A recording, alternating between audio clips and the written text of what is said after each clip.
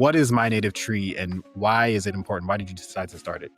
So the full story goes back to 2020. That was the year that my grandmother actually passed. I remember conversations we would have, growing up. I was thoughtful enough to ask her the names of, her parents and her grandparents, just kind of like try to get as much information from her as I could. And, when she passed, it really dawned on me that, anything else that I didn't, get to ask her was kind of just gone from there. Like, thankfully, she was able to have such a strong memory, up until her old age. But, that's not always the case out there, right? My family at the time did not have a formally, physically documented family tree.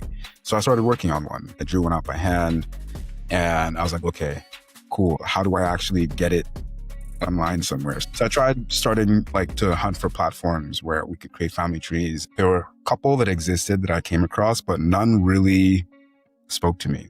So My Native Tree, the main thing that we're offering to folks is this AI family historian that knows what you tell it about your family and is able to chat with you and interact with you based off of that. Right? So similar to any conversational AI like ChatGPT, the very first thing that you do once you log onto the platform is you create a profile for yourself. You create a family. So you give your family a family name, and then you can start growing that family tree, right? So you can add new members of your family. And the family tree is really a collaborative feature. Right? And then beyond that, we have a documents vault, which is essentially a place where you can integrate documents that you want to be in one place. Some folks have files in file cabinets. Some folks have files in Google Drive. Some folks have files in Dropbox. But My Native Tree is really looking to be the integrator, right?